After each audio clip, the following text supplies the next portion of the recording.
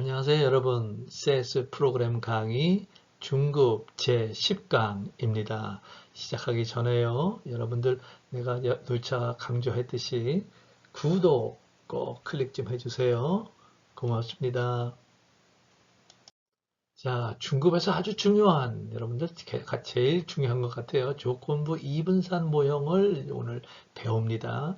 여러분들 이 모형을 활용할 줄 알고 또 이 모형을 통해서 남들이 못하는, 주로 많이들 못하는데 불확실성 측정을 어떻게 하고 이 경제학이나 경영학에 많이 나오는데 불확실성이 증가하면 우리 예를 들면 주가가 내려가고 불확실성이 그래도 감소하면 주가가 또 올라가고 이런 것들이 우리 이 경영 활동에 큰 영향을 주는데 1982년 로버트 잉글이 조건부 이분산이라는 모형, Conditional Heteroscedasticity 모형을 발표하고 나서 이 모형에 대한 이 모형의 활용이 폭발적으로 증가했어요. 그래서 잉글의 초기 조건부 이분산 모형을 arch라고 하는데 arch가 generalize 돼가지고 generalize arch 해서 garch가 나오고 또 garch에 exponentiation을 씌워서 exponential garch가 되고 그래서 이걸 이가치라고 불렀고요. 파워 garch가 나오고 뭐 여러 가지 garch가 나왔어요. 이론적으로. 그래서 뭐 여러분들이 생각할 수 있는 거 이 garch가 붙어 있는 거 ARCH의 앞에 자 G 뭐 P, T, tarch, starch 뭐 다 있습니다. 여러분들 이렇게 많은 가치가 이렇게 제안이 됐고 논문이 나왔고요. 그리고 아주 창의적이고 그 경제학, 경영학의 효용이 아주 굉장히 높은 이런 모형들이 개발돼서 잉글이 2003년에 노벨 경제학상을 수상받기도 했습니다.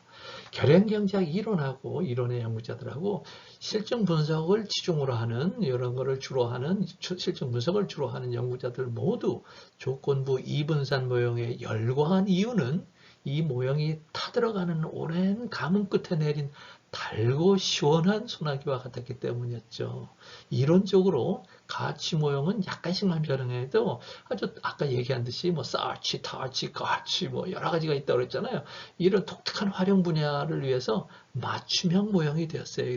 그런 모형들이, 다른 모형들이.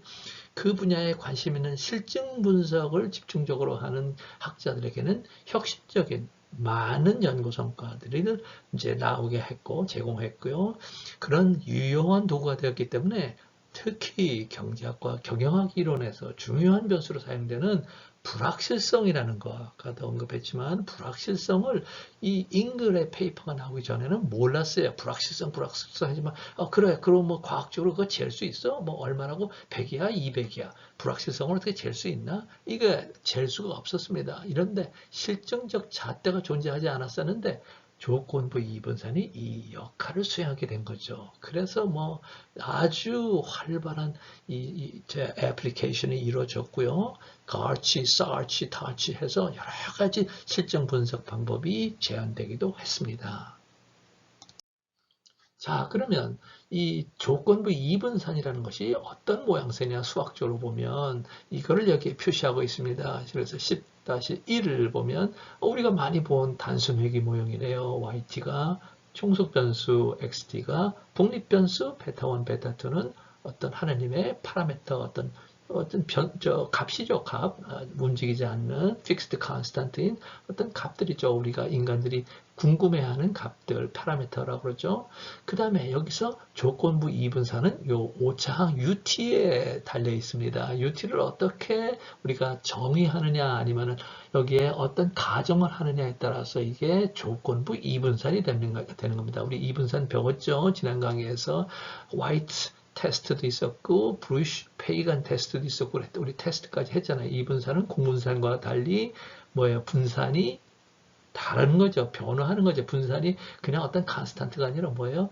시간에 따라서 또는 i에 따라서 달라지는 것이 이분산이라고 했어요. 그래서 여기 보면 여기 조건부 이분산은 뭐냐? 우리가 조건만 달면 이게 이분산이 돼 하고서 10의 2식에서 우리를 가르쳐 주는데요.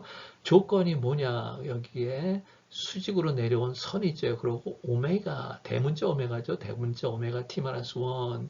요거는, 그러니까 요거를 조건으로 하면, 오메가 t-1을 이제 설명을 합니다만, 오메가 t-1이 우리가 안다 한다라면, 이것이 우리가 알고 있는 정보의 셋이라 한다라면, 오차항 UT는 어떤 디스트리뷰션을 가져요? 노멀 디스트리뷰션을 가지면서 미는 0이고,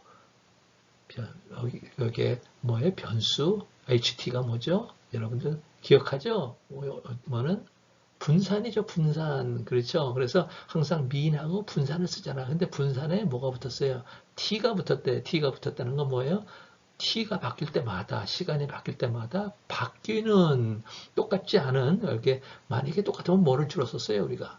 요 자리에 시그마 스퀘어를 많이 썼죠. 그죠? 요거는 변하지 않는다 해서 시그마 스퀘어를 썼는데 여기는 HT라는 T마다 T가 닿을 때마다 이게 변화한다 해가지고 HT라는 걸 썼으니까 요게 분산은 분산인데 뭐예요? 2분산이구나. 그래서 다시 한번 말하면 10의 2가 우리에게 말해주는 것은 뭐예요? 만약에 오메가 t-1이라는 t-1기에 우리가 알고 있는 이 정보를 조건으로 내건다면, 조건부라고 한다면 UT는 어떤 디스트리뷰션? 노멀 디스트리뷰션의 미는 0이고 분산은 HT다. 그래서 2분산이다는 거를 우리가 알 수 있어요. 그래서 이게 키입니다. 조건부 2분산의 키가 되는 식이 10의 2입니다. 그래서 여기 설명했듯이 오메가 t-1는 t-1기에 활용 가능한 모든 정보의 집합이라고 해서 HT를 조금 더 구체적으로 쓴다면 어떤 함수다. 어떤 함수? UT-1, UT-2 이렇게 과거 오차항들의 함수면서 또한 뭐의 함수? 거기에는 파라미터들이 gamma 0, gamma 1, gamma p. 파라미터는 뭐 항상 어떤 fixed constant, 어떤 바뀌지 않은 숫자죠. 하나님만 알고 있는 숫자들을 함수, 파라미터라고 하죠. 그죠? 그래서 위식 10의 1은 단순의 모형이고, 그리고 우리가 설명 변수가 xt로 하나로 존재하는 건데, 오차항 ut의 조건부 이분산이 존재한다는 거예요. 그죠? 그래서 그게 가장 중요한 그렇죠. 식이죠. 여기서는 11, 12, 13이 있는데 여기서 가장 중요한 식은 12에서 표기한 조건부 이분산이다. 이런 것을 우리가 알 수 있어요.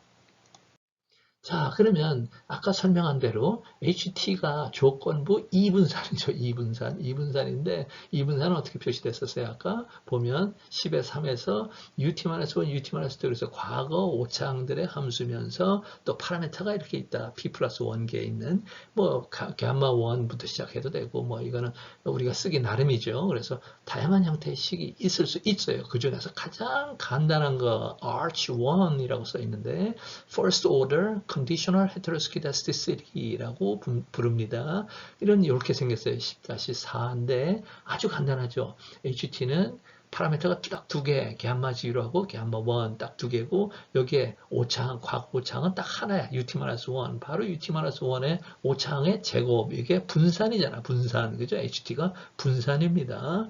분산이니까 항상 파지티브 숫자가 돼야 되죠. 그죠? 그래서 gamma 0, gamma 1은 당연히 플러스여야 되고 파지티브여야 되고 UT-1의 제곱이니까 이것도 파지티브죠. 그러니까 이게 가장 간단한 조건부 이분산 HT의 식입니다. 그래서 Arch 1이라고 그래요. 이거를. 그리고 이거를 조금 더 이렇게 좀 확장한다고 할까요? 그러면 뭐 t-1기에 이제 오차항에만 이렇게 depend upon 할까? 거기에만 함수가 될까?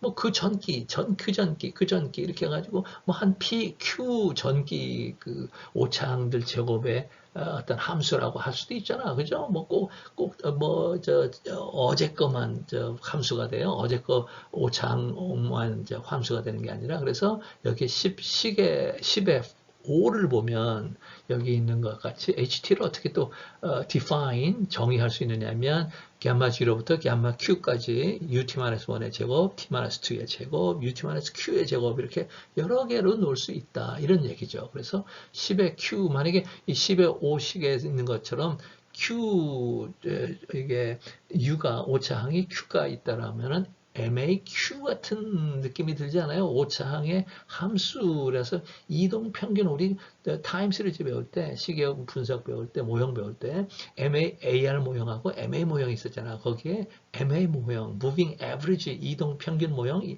MA Moving Average 모델에 Q degrees of 뭐 degree인 그 Q계가 있는 Moving Average 모델에서 이 과거의 오차항이 Q계가 있는 이런 MAQ 모델과 아주 유사하죠. 그죠? 그렇다면 MA 모델만 있는 게 아니라 우리가 배운 타임 시리즈 모델은 뭐가 있어요?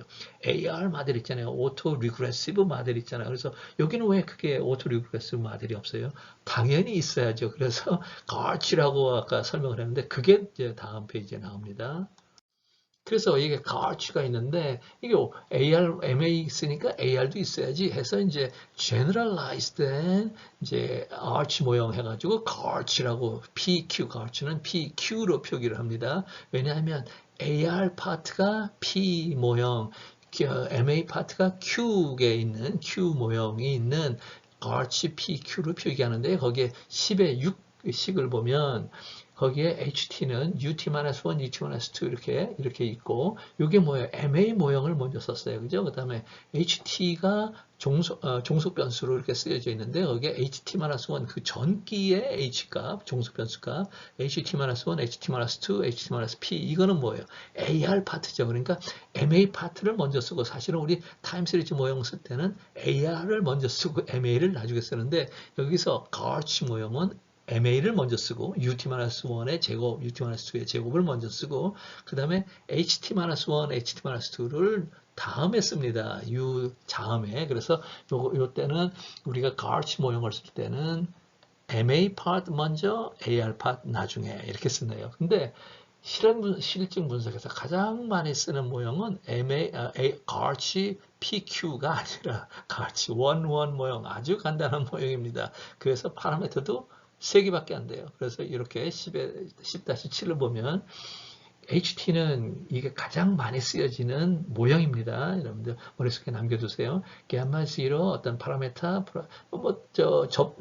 절편이죠. 절편 같은 파라미터 gamma 0 더하기 gamma 1의 UT-1의 제곱 요건 MA1 파트고 그죠?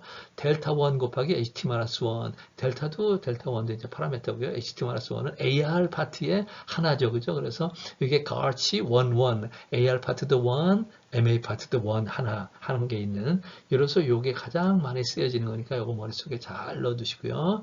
그래서 요 값이 HT 값이 상승하더라 이게 같이 점점점 커지더라 하는 것이 뭐예요? 만약에 우리의 그 10-1의 종속 변수 YT가 예를 들면 코스피 지수를 한다면 지수의 수익률이라고 한다면 그거에 HT가 조건부 이분산의 값이 자꾸 커진다는 건 뭐예요? 주식 수익률을 둘러싼 그러니까 주식 가격을 둘러싼 여러 가지 uncertainty 불확실성이 존재하는데 이 불확실성이 점점점 증가한다는 거죠. 그러니까 예를 들면 미국에서 테이퍼링을 페더럴 리저브에서 테이퍼링 자산 매수를 점점점 줄인다는데 그래서 돈을 확장시키는 것을 줄인다는데 돈의 확장을 리퀴디티를 점점점 확장하는 것을 줄인다는데 요거를 언제 할 것인지 그러니까 테이퍼링은 언제 할 것인지 또 실제로 주식 이자율을 올린다던데 이자율은 실제로 언제 올릴 건지 내년에 올릴 건지 내후년에 올릴 건지 이런 것들이 전부 불확실성 아니에요. 이 불확실성을 나타내는 게 뭐예요? 조건부 이분산 HT입니다. 그래서 HT가 높은 거는 큰 거는 HT가 점점 상승하는 거는 어떤 사람은 다 싫어하죠. 기업도 싫어하고 우리도 싫어하고 다 싫어하는 거죠. 그죠? 그래서 되도록이면 불확실성이 작았으면 하는 거죠. 근데 요새는 점점점 크고 있다고 커지고 있다고 우리 모든 신문 방송에서 다 얘기들을 하죠. 그죠? 불확실성이 점점점 커지는구나. 그래서 HT 값이 불확실성인데 HT 불안한 것이 안 좋다. 그래서 주가가 떨어지죠. 이럴 때는 그죠. 근데 HT 값이 하락하면 그러니까 내려가면 불확실성이 내려간다는 건 뭐예요? 불확실성이 더 내려가서 불확실하지 않은 세상이 돼서 더 좋은 세상이 된다는 것이겠죠. 그죠? 그래서 그럼 왜 조건부 이분사를 그렇게 널리들 뭘 아주 많은 사람들이, 많은 연구자들이, 많은 사람들이 실제로 이용을 하고 활용을 하는가? 그 이유. 첫 번째 이유, 오차항의 조건부 이분산이 존재하는 경우에 이 조건부 이분산은 종속 변수와 관련된 불확실성의 과학적 잣대로, 자, 여기 이게 제일 큰 겁니다. 그전 1982년 이전에 잉글이 이 논문을 발표하기 전에는 사실 불확실성, 아까 얘기한 대로 불확실성 하면서 불확실성이 큰 변수가 있었는데, 이 불확실성이라는 변수가 있었는데, 그럼 그거 어떻게, 그거 숫자로 얘기할 수 있어? 불확실성이 얼마인지?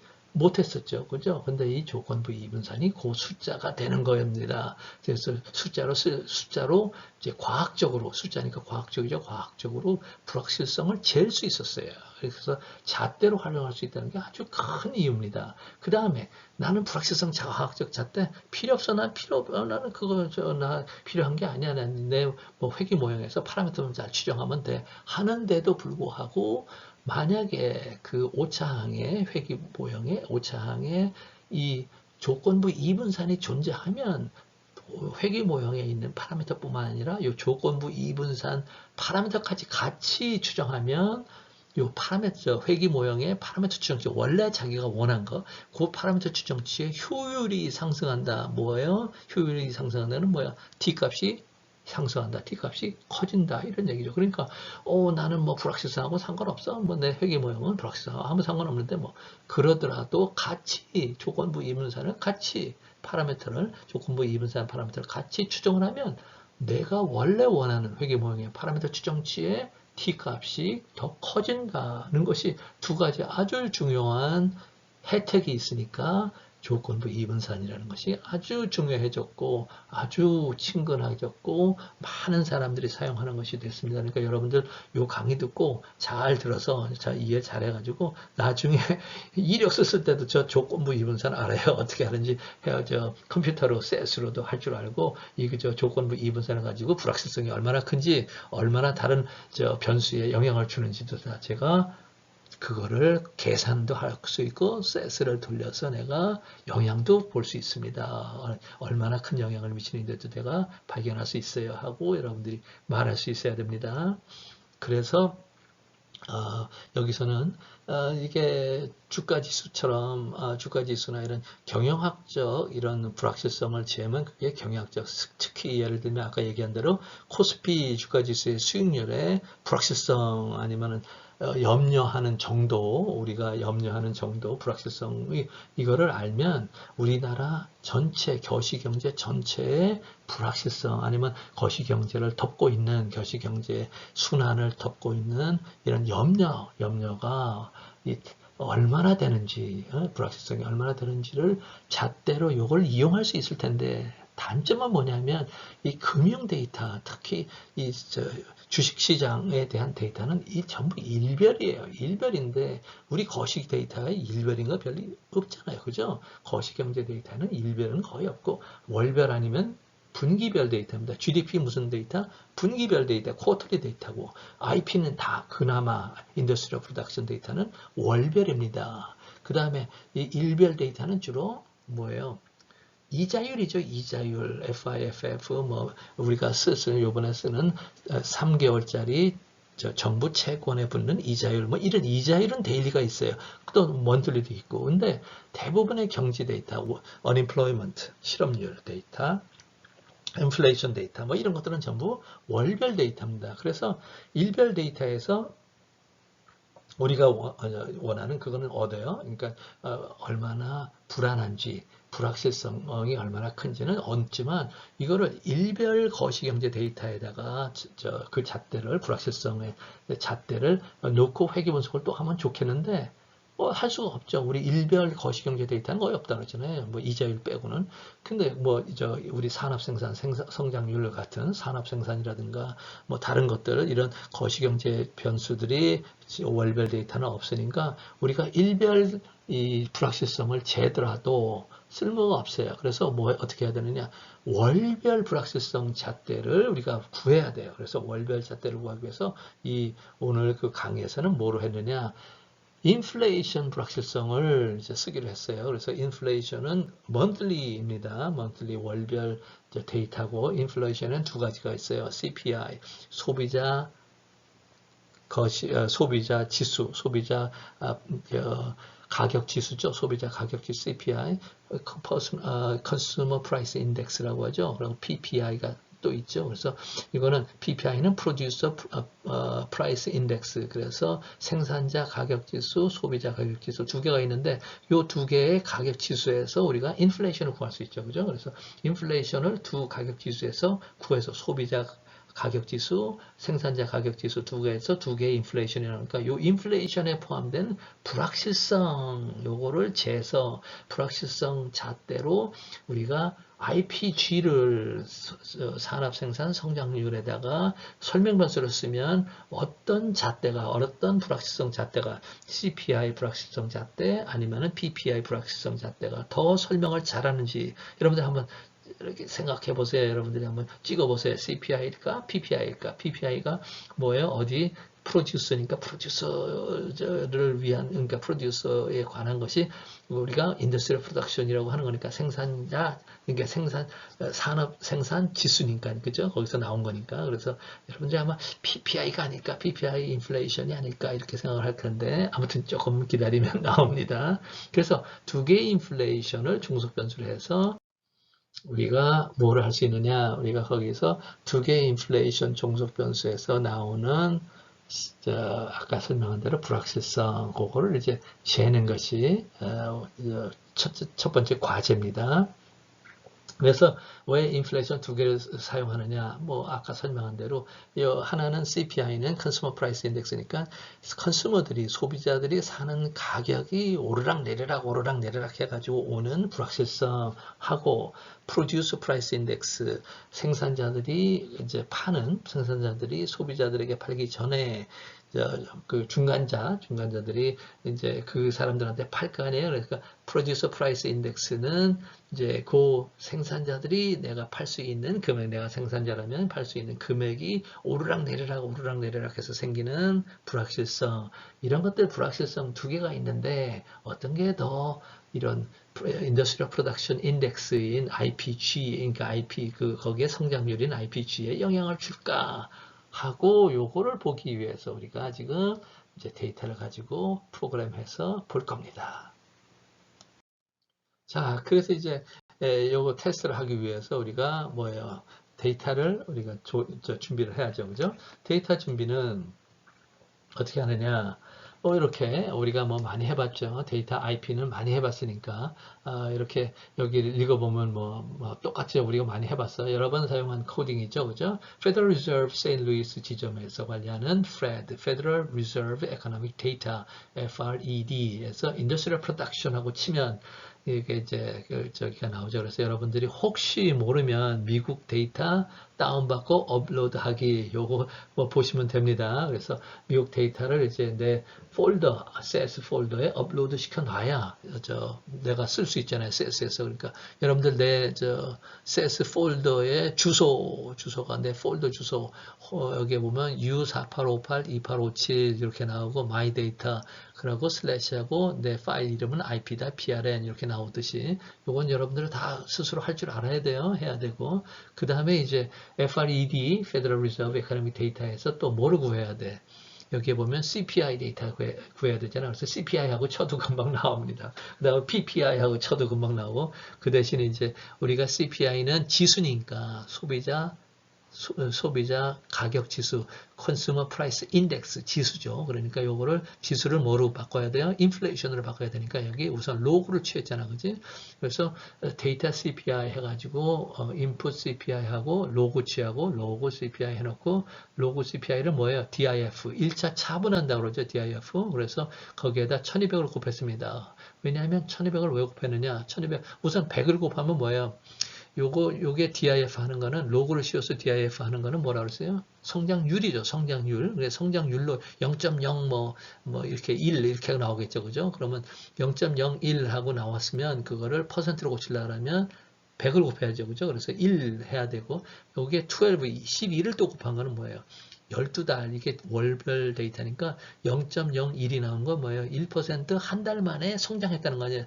여기 인플레이션이 1%라는 거네. 한 달 인플레이션이. 그러면 12달, 1년짜리 인플레이션으로 계산하면 그거는 12%죠. 그죠? 12를 곱해야 되니까. 그래서 1200을 곱한 겁니다. 그래서 TB3 맨 밑에 여기 TB3 3개월 이자율 3개월 정부 채권에 붙는 이자율이 어떻게 되느냐. 이게 1년치 이자율로 변환돼 가지고 퍼센트로 표시되어 있어요. 퍼센트로. 그래서 만약에 TB3 값이 12다 그러면 12%, 1년에 12%라는 겁니다. 그래서 요거하고 맞추려고 이거를 지수를 맞추려고 이렇게 1200을 곱한 겁니다. 그래서 여기에 CPI, INF, CPI로 추정한 인플레이션, PPI로 추정한 인플레이션, PPI, INF 이렇게 썼습니다. 그래서 이 두 개의 인플레이션을 가지고 우리가 불확실성을 이렇게 잰다 그랬지, 그지? 그래서 요거 이제 여기에 TB3는 우리가 이제 그거를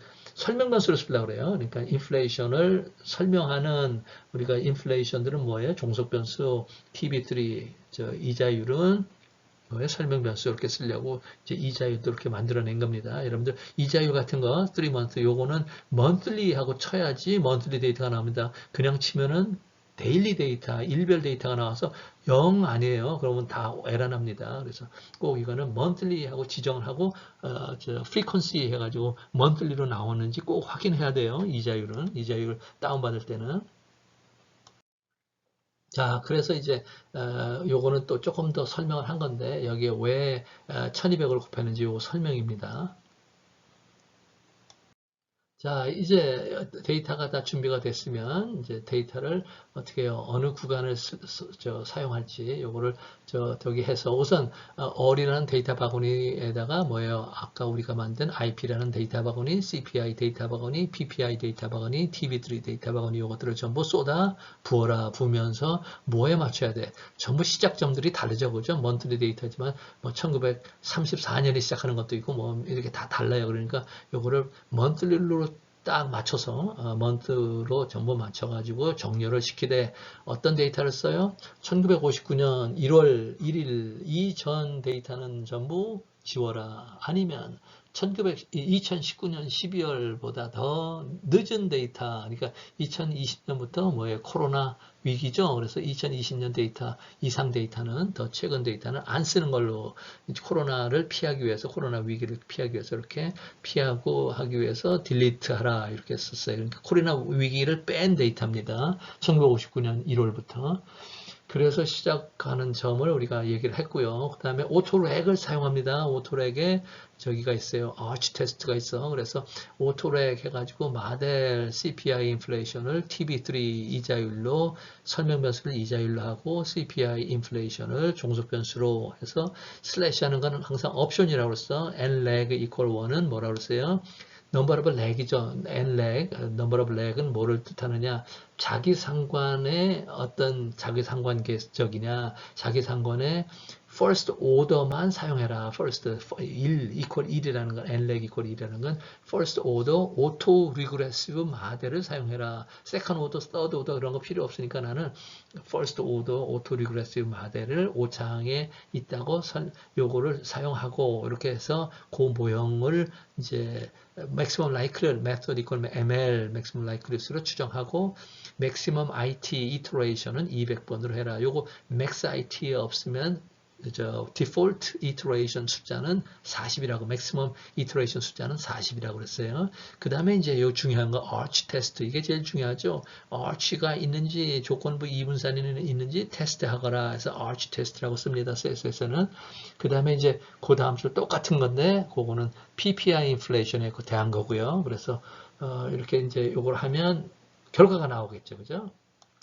자, 이게 결과입니다. 처음에 CPI 인플레이션을 가지고 얻은 결과값. 여기 보세요. 오른쪽에 보면 LM 우리가 얘기했듯이 라그랑주 멀티플라이어 테스트라고 했죠. 이게 LM 테스트하고 Q 테스트가 있는데 우리가 LM 테스트에 familiar, 우리가 친숙하잖아요. 이거 우리 많이 해봤잖아요. 그죠? n 곱하기 r 스퀘어 한 거. 그래서 n 곱하기 r 스퀘어 한 것이 값이 LM 테스트 스태티스틱 값이 오더가 1일 때, 그러니까 ut-1의 제곱 하나만, 오더 하나만 했을 때, 거기에, 그랬을 때 lm 값이 60.5238 이렇게 나와 있고, 그 다음에 12까지 했을 때, 그러니까 12개를 한 거죠. 그죠? 그러니까 q 값이 12개, 12일 때, 아까 우리가 했죠. q는 1부터 쭉 해가지고, 뭐 q까지 한다고 그러는데, 1부터 ut-1의 제곱, ut-2의 제곱 해가지고 12개 q까지 했는데, q가 12개까지 한다고 그랬죠. 내가 셀스에서는.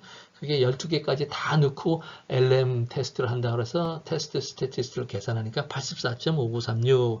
그래서 probability 값을 계산하니까 smaller than 0.0001 전부 smaller than 0.0001이니까 뭐예요? 귀무가설을 아주 강하게 기각하고 있어요. 그죠? 귀무가설은 뭐라고? 조건부 이분산이 없다는 겁니다. 귀무가설은 조건부 이분산이 없다. 그리고 우리가 이제 우리 회귀 모형에 있는 파라미터들을 이렇게 추정한 것도 여기 적어놨는데 그 TB3라는 우리 설명 변수 그것도 뭐 0.6299, 0.63 정도 되는데 t 값이 10.18로 아주 통계적으로 significant 하네요. 통계적으로 유의하고 그 다음에 여기에 auto regressive 모델 5차항의 auto regressive 모델 first order auto regressive 모델을 또 추정해라 했는데 0.48 마이너스 0.48 AR1이라고 쓰는 거 요거의 부호는 항상 바꾸라고 그랬어요. 마이너스면 플러스로 바꾸고 플러스면 마이너스로 바꾸고 그런데 이제 플러스면 마이너스로 바꾸는 건 거의 없고 여기 항상 마이너스로 나와서 플러스로 바꿔야 된다 그러죠. 그죠? 우리 경제학 데이터는 전부 오토 리그레시브 모델 그러니까 그 5차항에서 자기상관 개수, 자기상관 그 지수가 AR1이라고 쓰는데 그거에 마이너스 값이 붙은 건 전부 플러스를 바꾸라고 그랬어요. 전부 플러스 오토코렐레이션입니다. 그래서 이제 첫 번째 거 CPI 인플레이션 거는 이제 여기에 인플레이션에 CPI 인플레이션의 종속 변수로 있을 때 우리가 조건부 이분사는 아주 강하게 들어 있구나 이렇게 이제 우리가 여기 숫자로 이렇게 테스트로 우리가 알아냈죠, 그죠? 자, 프로듀서 프라이스 인덱스에 붙은 거기에는 조건부 이분산 그러니까 불확실성이 있느냐 여기에 PPI 인플레이션 안에도 불확실성 조건부 이분산이 살아있느냐 존재하느냐 했더니 우리 CPI 인플레이션보다 더 강하게 살아있어요. 거기서 여기에 있듯이 그 CPI 인플레이션 라그랑지 멀티플라이어 테스트 스태티스틱 값이 60.5238이었는데 PPI 인플레이션은 뭐예요? 95.6027, 1.6배 정도 더 크게 존재합니다. LM 테스트 스태티스틱이 아주 훨씬 커요. 그죠? 여기에 오더가 12일 때 12개까지 UT-1의 제곱, UT-2의 제곱 해야지 12개까지 넣었을 때 이 LM 값이 LM 테스트 스태티스틱 값이 134.3964입니다. 그러니 probability 값은 훨씬 더 작아야죠. 근데 CPI 인플레이션 있을 때도 뭐 smaller than 0.0001이었는데 이거는 smaller than 0.000 0이 한 6개는 돼야 될 것, 6개 또 이상 될 것 같아요. 그래서 아무튼 이 PPI 인플레이션에도 조건부 이분산이 아주 강하게 존재하는구나 하는 걸 우리가 봤어요. 그래서 자 이제 이 강하게 존재하는 조건부 이분산들을 우리가 이제 우리가 끌어내서 이 조건부 이분산 소위 말하는 잣대인데 불확실성을 얘기하는 잣대인데 이 잣대를 IPG에다가 이제 IPG도 설명을 하는지 우리가 가격이 너무 오르락내리락 그러니까 가격이 오르락내리락 해서 인플레이션이 오르락내리락 하면 이게 IPG에 영향을 주는가 IPG에 그러니까 기업들이 산업생산 성장률에 성장하는데 기업들이 영향을 받는다는 건 플러스로 가격이 오르락내리락 많이 하면 산업생산 성장률이 더 커지는지 아니면 더 작아지는지 어떤 영향을 받는지 이것도 궁금하잖아요. 이거 아무나 할 수 없습니다. 누구가 됐든지 간에 이분산이라는 것이 특히 조건부 이분산이 무엇인지 어떻게 그거를 데이터에서 끄집어내서 또 다른 회귀 모형에 쓸 수 있는지 요거 하는 사람, 이런 사람 아주 대접받을 겁니다. 여기에서 또 파라미터 추정치를 보면 PPI 인플레이션에 이제 회귀 모형 안에 있는 파라미터 추정치를 보면 다 statistically significant 하네요. 통계적으로 유의한 그런 그런 T 값들이 나와 있고, 더군다나 AR1은 뭐 이거는 인플레이션의 AR1, 그러니까 오토콜레이션은 아주 강하게 존재한다는 거 우리 알고 있습니다. 그래서 요거는 그래도 그거보다는 CPI 인플레이션보다는 작네요, 그죠? 그래서 0.34, 아까는 0.6 얼마였는데, 그죠? 그러니까 요거는 좀 작지만 그래도 아주 스트롱하게 T 값은 뭐 여전히 크잖아요, 그죠? 9.81. 그래서 아주 뭐 잘 살아 있어요. 그래서 다음 시간에 여기 나오지만. 다음 강의에서는 CPI 인플레이션하고 PPI 인플레이션의 내재된 불확실성을 수치화해서 이 불확실성이 산업 생산 성장률 우리 많이 해봤죠. IPG 종속 변수에 얼마나 큰 영향을 주는지를 우리가 알아볼 겁니다. 그래서 우리가 한 단계 더 나가서 이 인플레이션들의 CPI 인플레이션하고 PPI 인플레이션의 내재된 불확실성, 컨디셔널 헤테로스키다스티시티가 존재하는지 안 하는지를 테스트하는 것을 처음 이제 했어요. 그래서 다 존재한다, 아주 강하게 존재한다는 결과를 얻었으니까 이제는 요것들을 활용할 수 있는 방법은 어떤 것이 있을지, 어떻게 또 활용을 하는 것인지 요거를 다음 시간에 배울 겁니다. 그래서 조건부 이분산 모형을 활용해서 불확실성하고 불안감에 내포된 경제학적 또는 경영학적 영향을 구체적으로 계산할 수 있다고 여러분들이 자랑할 수 있는 그러한 역량을 내가 부여해 드릴 겁니다. 여러분들 아주 자랑하세요. 그리고 혹시라도 여러분들이 여기에 대해서 아주 자세한 설명이 필요하다고 생각하는 분은 조건부 이분산 내가 요 책을, 내 책을 잠시 소개하면 4차 산업혁명 나 혼자 배우는 세스 프로그래밍 이 책에 제 9장에 아주 자세하게 설명했어요. 그러니까 여기에도 SES로 프로그래밍 하는 것이 주제이기 때문에 SES 프로그래밍 다 해놓고요. 여기서는 이 책에서 제 9장에서는 사실은 이 인플레이션이 아닌 미국의 주가 지수의 수익률을 가지고서 이제 거기에 내재된 불확실성하고 불안감을 측정해가지고 그 잣대를 계산해서 그걸 가지고서 이제 거시경제학 IPG에 이제 붙여서 사용을 했었는데 요번에는 우리 유튜브에서는 여러분들한테 인플레이션에 내재된 거기에 포함되어 있는 불확실성하고 불안감을 어떻게 활용하는가 정말 우리가 얘기하는 불확실성하고 불안감이 IPG에 영향을 주는지 아주 상당히 잘 줍니다. 아주 T 값이 상당히 크고 통계적으로 유의하니까 여러분들 기대해 보세요. 여러분들하고 요 타픽 조건부 이분산 중요한 타픽이니까 여러분들이 여러 가지로 활용을 해서 이런 거는 꼭 SES로 해 보시고 아주 자신감을 붙일 정도로 자신감이 생길 정도로 잘 해두세요. 그리고 정말 여러분들 인터뷰할 때 다 이제 얘기를 하세요. 뭐 조건부 이분산 제가 다 해봤습니다. 이렇게요. 예, 여러분들 수고 많았고요.